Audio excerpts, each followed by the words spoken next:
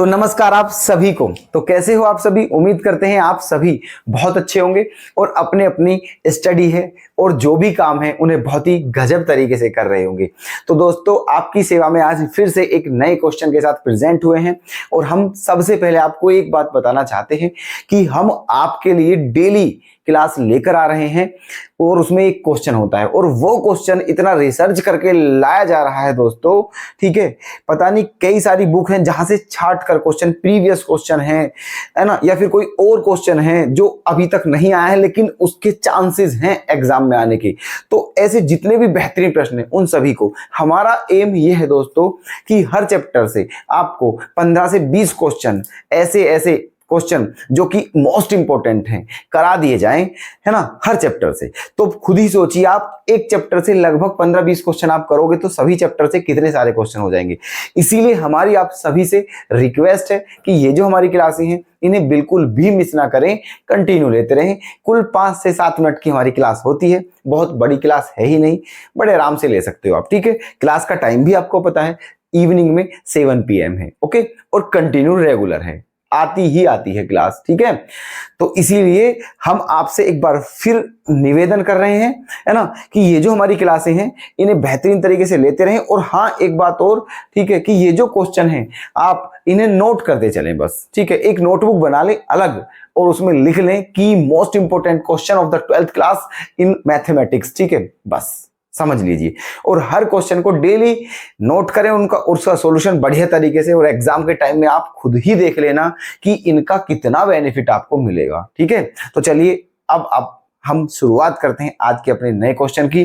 तो आइए सभी जल्दी से फटाफट, ठीक है, चलते हैं अपने क्वेश्चन पर। देखना क्वेश्चन क्या है आज हमारा, ये 12वां क्वेश्चन है आज हमारा। इसका मतलब हमने इस से पहले 11 क्वेश्चन आपको करा दिए हैं, ठीक है, और आज 12 क्वेश्चन का हम करा रहे हैं आपके सामने, ठीक है।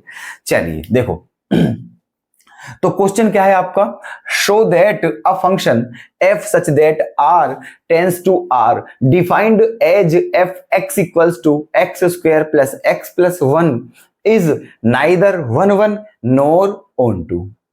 Okay, also find all the values of x for which f(x) equal to 3. Long question में आया हुआ है, 2024 का क्वेश्चन है, बिल्कुल फ्रेश क्वेश्चन है, ठीक है, और इंपॉर्टेंट है, और मुझे लग रहा है दोस्तों कि आगे भी आने वाला है ना।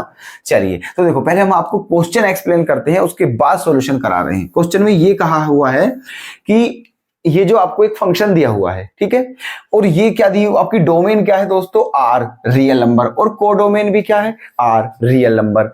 और प्रूफ करना है इस क्वेश्चन में कि ये जो फंक्शन है ना ही तो 1 है ना ही ऑन टू है, समझे। और फिर एक चीज और पूछिए कि अगर f(x) की वैल्यू 3 हो तो x की वैल्यू कितनी होंगी, उन सभी वैल्यू को बताइए, ठीक है। समझ गए क्वेश्चन। चलिए अब शुरुआत करते हैं क्वेश्चन के सॉल्यूशन की। देखना, प्रूफ सबसे पहले करते हैं इस क्वेश्चन का प्रूफ। देखिए f(x) क्या दिया हुआ है आपको, given f(x) x square plus x plus 1, ये आपको f(x) दे दिया हुआ है, ठीक है।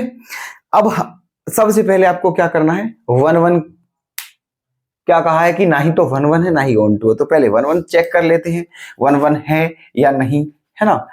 चलिए देखो, तो 4 1 1, ठीक है, 4 1 1, सबसे पहले 1 चेक करते हैं। तो 1 के लिए क्या करते हैं, late f(x1) equals to f(x2). मान लेते हैं कि जो f(x1) है वो किसके इक्वल है, f(x2) के, ओके।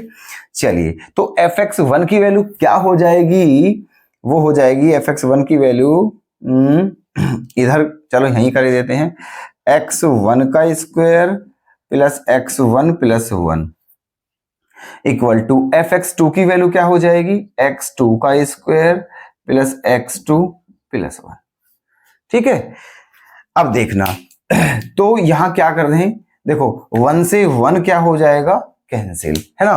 तो क्या हुआ, इसको इधर ले आइए, दोनों को इधर ले आइए, तो क्या हो जाएगा, ये x1 का स्क्वायर माइनस x2 का स्क्वायर प्लस ये क्या है x1 और ये x2 हो जाएगा नेगेटिव और इक्वल्स टू में क्या हो जाएगा 0। ठीक है, यहां से ए स्क्वायर माइनस बी स्क्वायर के फॉर्मूले के अकॉर्डिंग इसको क्या लिख सकते हैं हम, x1 minus x2 into x1 plus x2 plus, और ये दोनों को एक साथ लिख सकते हैं x1 माइनस x2 और इक्वल्स टू में 0, है ना।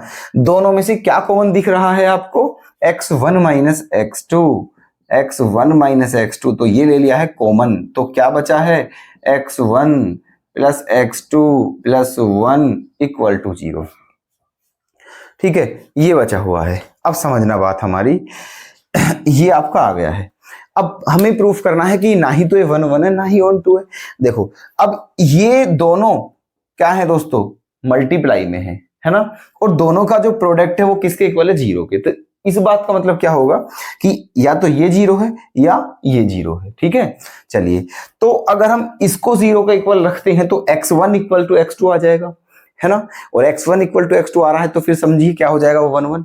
लेकिन अगर इसको रखते हैं x1, इसको 0 के बराबर, तो फिर x1 और x2 इक्वल नहीं आएंगे। ठीक है, और क्योंकि हमें प्रूफ भी क्या करना है कि 1 1 नहीं है, तो हम इसको लेके चलेंगे, है ना। क्या लिखेंगे हम, if x1 plus x2 plus 1 equal to 0, है ना, then x1 not equal to x2। ठीक है, इसीलिए f इज नॉट 1 1। ठीक है, f इज नॉट 1 1, क्योंकि x1 और x2 दोनों इक्वल है ही नहीं, तो इसीलिए ये 1 1 नहीं होगा। क्लियर है बात। ठीक है, अब क्या करते हैं, ऑन टू चेक करते हैं। चलिए आ जाइए इधर, ऑन टू चेक करते हैं।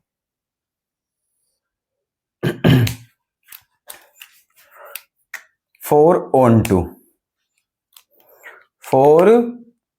2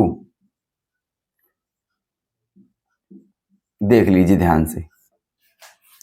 तो ऑन 2 में क्या कंडीशन होती है ना, कि प्रीमेज देखनी होती है ना। चलिए, लेकिन fx को क्या मानते हैं, y मानते हैं। ठीक है, लेट fx इक्वल टू क्या मान लिया है, y मान लिया है ना। जब fx को y मान लिया है तो हो क्या जाएगा फिर, y equal to x square plus x plus 1, है ना। तो क्या हो जाएगा फिर, ये हो जाएगा y equal to x square plus x plus 1। ठीक है, ये हो गया।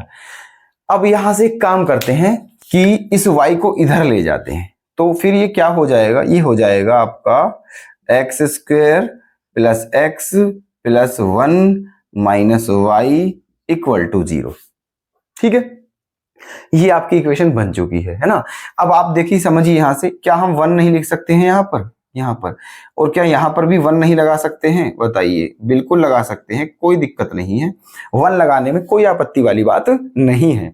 इस इक्वेशन को ऐसे हम लिख सकते हैं। ठीक है, 1x square plus 1x plus 1 minus y equal to 0। ठीक है, अब इस इक्वेशन की कंपेयर आप स्टैंडर्ड इक्वेशन होती है, क्वाड्रेटिक की जो है स्टैंडर्ड इक्वेशन होती है, उससे कंपेयर करिए। क्या होती है वो equation, ax square plus bx plus c equal to 0। ठीक है, उससे तो जब आप इस इक्वेशन की उस स्टैंडर्ड इक्वेशन से कंपेयर करोगे तो a की वैल्यू क्या आ जाएगी 1, b की वैल्यू भी क्या आ जाएगी 1, और c की वैल्यू क्या आ जाएगी 1 माइनस वाई, ये आ जाएंगी, है ना। अब यहां पर हमें किसकी वैल्यू निकालनी है, x की वैल्यू निकालनी है y की फॉर्म में। ठीक है, तो अब यहां पर देखो फैक्टर तो हो नहीं सकते हैं यहां पर, तो यहां पर कौन सा फॉर्मूला लगाओगे आप, क्वाड्रेटिक फॉर्मूला लगाते हैं यहां पर। ठीक है, कौन सा फॉर्मूला, क्वाड्रेटिक फॉर्मूला। ठीक है, सीरीधाराचार्य वाला फॉर्मूला भी बोल देते हैं उसे, तो उसे लगाते हैं। देखो, और वो क्या होता है फॉर्मूला, वो होता है, ठीक है, ये x की फॉर्म में, ये x की फॉर्म में क्वाड्रेटिक इक्वेशन है। ठीक है, तो x की वैल्यू ही निकलेगी यहां से। तो क्या होता है वो, x equal to minus b plus minus under root b square minus 4ac upon 2a, ये होता है आपका क्वाड्रेटिक फॉर्मूला। ठीक है, चलिए देखो तो लगा दीजिए, तो x equal to minus b, b की वैल्यू तो 1 है, तो -1 प्लस माइनस अंडर रूट, है ना, plus minus under root b square, b की वैल्यू 1 -4, ए की वैल्यू 1 और सी की वैल्यू 1 माइनस वाई, ठीक है, और अपोन में क्या 2a। ओके, चलिए, तो फाइनली x की वैल्यू क्या आ जाएगी, -1 plus minus under root 1 minus, अंदर मल्टीप्लाई करेंगे 4 और प्लस क्या हो जाएगा 4y, अपोन में क्या हो जाएगा 2। तो अब आगे क्या करना है देखना, क्या बचेगा, ये -1 plus minus under root 4y minus 3, 4y minus 3 और अपोन में क्या है 2, ये आ गया है, ठीक है।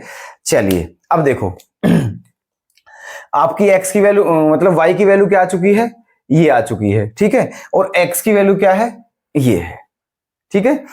अब एक बात देखनी है आपको, क्योंकि आपकी डोमेन भी रियल है और कोडोमेन भी रियल है, दोनों रियल है, ठीक है। चलिए, तो अगर यहां आप x के प्लेस पर कोई भी रियल वैल्यू रखते हो तो y रियल ही आ रहा है, ठीक है। तो क्या यहां चेक करिए कि अगर यहां y के प्लेस पर कोई भी रियल वैल्यू रखते हैं, क्या x भी रियल है ना। अगर है तो समझिए वो उसकी प्रीमेज बन रही है और वो ऑन टू हो जाएगा, और अगर नहीं है तो फिर उसकी प्रीमेज नहीं बनेगी और वो ऑन टू नहीं होगा, ठीक है। चलिए यहां चेक करते हैं हम सबसे पहले, यहां x के प्लेस पर आप कोई भी रियल वैल्यू रखिए तो y रियल ही आ रहा है, ओके रिपोर्ट है, यहां तो कोई दिक्कत नहीं है। अब यहां पर आ जाइए, y के प्लेस पर हम यहां 0 रखते हैं, ठीक है। तो जैसे ही आप y के प्लेस पर यहां पर 0 रखते हो तो क्या आ जाएगा आपका अंडर रूट -3, ठीक है। और ये आप सभी जानते हो कि अगर कोई नंबर रूट के अंदर है और नेगेटिव है तो वो इमेजिनरी होता है, रियल नहीं होता, ठीक है। तो समझ रहे हो ना, है ना। तो इसका मतलब x रियल है तो y रियल है, लेकिन y रियल है तो जरूरी नहीं है x भी रियल हो। तो क्या लिखोगे आप यहां पर, आप लिखोगे कि इफ x belongs to r then y belongs to r, ठीक है। अगर x r को बिलोंग करता है तो y भी r को बिलोंग कर रहा है यहां पर, है ना। इस लाइन का मतलब यह है कि अगर x के प्लेस पर कोई भी रियल वैल्यू लेते हैं तो y भी रियल ही आएगा, but y belongs to r then x not belongs to r, ठीक है। समझे, इन दोनों लाइनों का मतलब समझ गए आप क्या है, क्या ये है कि अगर x r को बिलोंग करता है तो y भी r को बिलोंग कर रहा है, लेकिन अगर y r को बिलोंग करता है तो x r को बिलोंग नहीं करता है, ठीक है, सभी मानों के लिए, है ना। कुछ के लिए तो आ जाएगा, लेकिन है ना कहीं कहीं गड़बड़ हो रही है, जैसे कि 0 रखने पर या फिर है ना 0 से छोटा लेते हैं, ठीक है, तो ये इनके लिए समझ गए हो, है ना। तो इसका मतलब ये ऑन टू फंक्शन नहीं होगा, ठीक है। तो लिख सकते हैं यहां पर, इसीलिए क्या f is not onto, ठीक है, हैंस प्रूव्ड। ओके, तो ये क्वेश्चन आपका सिद्ध हो चुका है कि प्रूफ हो चुका है कि ना ही तो ये फंक्शन 1 1 है और ना ही ऑन टू है। अब और क्या करना है इसमें, ठीक है, अब आपको ये और बताना है, ठीक है, यहां तक तो कोई डाउट नहीं है, ठीक है। चलिए अब क्या बताना है आपको कि अगर एफ एक्स की वैल्यू कितनी है 3 तो एक्स की वैल्यू क्या होंगी, ये और बताना है। चलिए देखो, इसको यहां पर बता देते हैं साइड में, ध्यान से समझते रहें। यहां पे क्वेश्चन देखो, लॉन्ग क्वेश्चन है तो लेंथ ही तो थोड़ा होगा, ठीक है, 5 मार्क्स में है तो ठीक है। चलिए अब देखना क्या दिया हुआ है ना, given f x equal to 3, f x equal to क्या दिया हुआ है 3। चलिए तो एफ एक्स 3 के इक्वल है, तो कहां है एफ एक्स, ये रहा एफ एक्स, तो एफ एक्स के प्लेस पर 3 रख दोगे तो क्या हो जाएगा x square plus x plus 1 equal to 3, है ना, ये हो जाएगा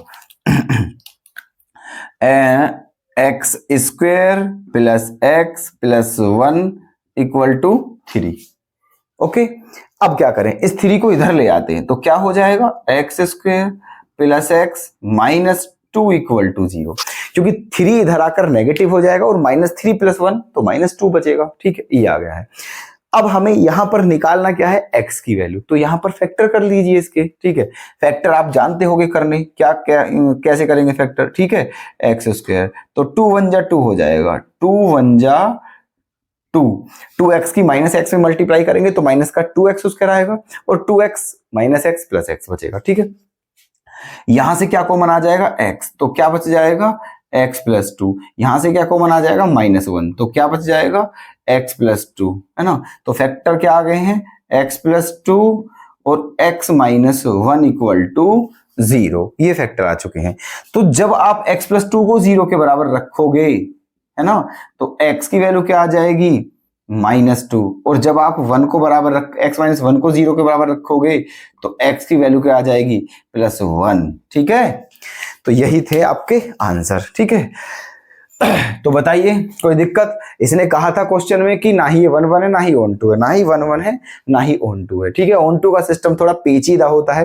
ठीक है, 1 1 इजीली हो जाता है, लेकिन ऑन 2 का सिस्टम थोड़ा अलग है, इसलिए इसका ध्यान रखिए। ठीक है, और ये भी आसान है, इसमें भी कोई दिक्कत नहीं है। ठीक है, तो चलिए नोट कर लेना क्वेश्चन को। ओके, उम्मीद करते हैं कि बहुत अच्छे से जरूर समझ में आ गया हो आपके।